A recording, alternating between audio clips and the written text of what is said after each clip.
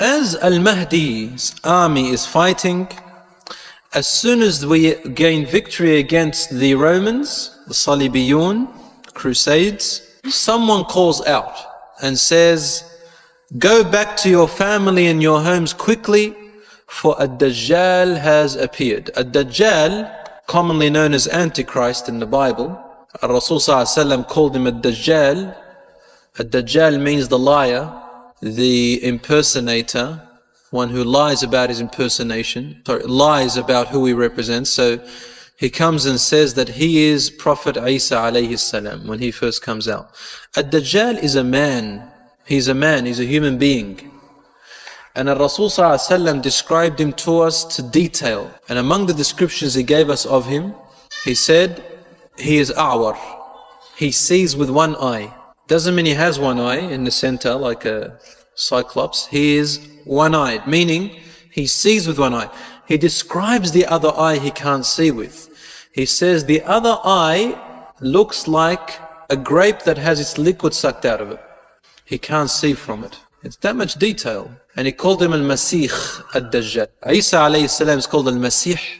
His one is called Al-Masih. Al-Masih means one with the eye it's wiped.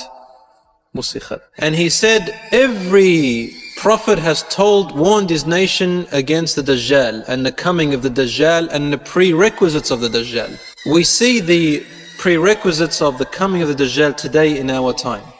There's too much to talk about it, but there's so many lectures and series about this. The effects of the coming of the Dajjal are present now. Preparation of the Dajjal. He represents falsehood.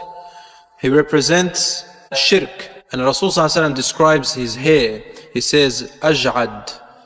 It's coarse hair. Very rough, coarse hair. Black. On his forehead will be the shape, within his forehead, only a believer can tell, will be the shape of 3 letters. Carved in a certain way in his forehead. The letters are kafara, kafar, or kufr, which is disbelief. And he is a humongous man. Very big man. Big, reasonably, proportionally big as a human, yani not big as in he's a giant like a dinosaur. He's a big man, meaning he's very full with meat. And this man, Ad-Dajjal, he has signs of his coming. For example, what is known as Israel today, in those days in Jerusalem, it will be filled with dates, palm trees. In those days it wasn't at the time of the Prophet ﷺ. Now it's filled with palm trees, full of it. Another sign is that he said, a man from the Arabs will come out as a prophet and his people will expel him from the land. They'll fight him. And he is Muhammad sallallahu alayhi wa sallam. There are a few other signs. And these are the signs of the closeness of the coming of the Dajjal. There are a group of companions who saw a Dajjal in the time of the Prophet sallallahu alayhi wa sallam. He was chained up on an island. So he will come out freed, and Allah would give him some powers. Rasul ﷺ told us that he has the power to order the clouds to rain wherever he wills, to order the earth to be fertilized wherever he wishes. He will pass by a hill and he'll order its golds and treasures to come out, and they'll follow him like an army. He will rule the world. The first among those who will follow him are said to be the Jews by our scholars. Why? Well, because of the belief system the Christians and Jews have. They will both follow him in the beginning. The Jews do not believe that Isa alayhi salam was a true prophet. They believe he was an impostor. They believe in Moses. They believe Musa was the last of the prophets. And their Torah is telling them about a coming prophet.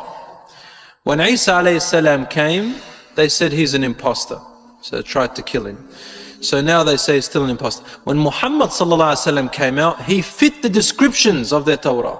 But they rejected him because he was among the Arabs. They didn't want to accept him. So they've made up their own laws and saying that we are still waiting for the prophet to come, the true Jesus. And a Dajjal will come out and say, I am Jesus Christ. And they like his ways. They will follow him. And the Christians will follow him because they believe, as their Bible says, that Christ will come back. We also believe Christ will come back, alayhi salam. But our Prophet ﷺ told us, be careful, a Dajjal will come then, Isa alayhi salam. The Christians were also told about this, and the Jews, but they get it wrong somehow because they've distorted their scriptures. So he will come out and say, I am Christ, Isa alayhi salam. And he'll show them these miracles that he does, right? And that's why they'll believe him. As time passes, he'll start to tell them, I am God, ana ilahukum. Now it's easy for the Christians to accept him as a God because they already have Isa alayhi salam a God. And the Jews will take it, well, this is what's going to happen. Some of them will reject him as a God. So he will say, what if I bring back your parents to life? They'll say, yeah, we'll believe you're a God, because only God can bring back people from the dead. Rasul told us that the jinns will be working for him, the jinns, the other life form, and they can impersonate people. They can appear or disappear. And he says that he will order the jinns to impersonate their parents. So they will, and they'll speak to them, and they'll think that he is actually risen, the dead. So they believe he is God, called God. And Rasul said, Dajjal will enter every single portion of this world except for two places, Mecca and Tiba. Mecca, we know where it is. Tiba means Medina. He will not be able to enter Medina or Mecca. Rasul advised us to go there if we can. And if we see him, go in the other direction. We can't fight him. But Al-Mahdi and his army will be fighting the army of the Dajjal. Dajjal himself won't go there with a sword and force people to follow him, but rather he will influence you. If you don't follow him, he will leave you alone with poverty, absolute poverty. And that's why people will be influenced to follow him. Among the Muslims, there will be many who follow him. And among the women, many. But only the strongest will survive that time. Rasul told us that the Dajjal's trial is among the biggest trials ever. Look at our state now, brothers and sisters. The prerequisites of a Dajjal, what he represents of materialism, is already in the hearts of a lot of Muslims. And this is now, before even the Dajjal is even arrived yet. And already a lot of the Muslims are changing their ways. Alhamdulillah, not all of them. So imagine when he actually comes up in his actual form. It's going to be tremendous. For Rasul said, if a Dajjal comes out now and I'm with you, I am responsible to protect you from him. But if I die and he comes out, every person is responsible for themselves. Among the things which the Prophet ﷺ told us to save ourselves from the Dajjal, first of all is knowledge of the Dajjal, following the Sunnah of the Prophet ﷺ, and thirdly, he said, recite the first 10 ayat of Surah Al-Kahf, for they will protect you. Allah will give your heart strength if you recite them when he comes. You won't have that power over your mind or over your intellect. Surah Al-Kahf plays a huge role in the coming of the Dajjal. For those who recite Surah Al-Kahf, you'll see that a lot of its lessons that are in there really speak about our time now, such as Al-Mal wal-Banun Zinatul Hayat ad-Dunya. Children and wealth are the decoration of this worldly life, and it will attack the hearts of a lot of people. It gives lessons of people who are materialistic and those who are not. Focus a lot on materialism in Surah Al-Kahf. Focus a lot on pride of knowledge. People who think they're so knowledgeable but they know nothing. Such as the story between Musa alayhi salam and Al-Khadir.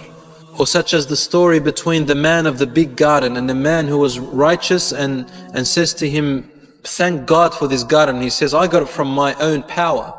God didn't give it to me, and even if I die, I'm going to go to Jannah anyway, because God is merciful. How many people speak in this language today? There are many. If you read Surah Al-Kahf and you think about the Dajjal and what it represents, you'll find that subhanAllah, Surah Al-Kahf plays a huge role in letting you understand the current world today in every way. Read it and try to understand it. You'll see that it's talking about today's system.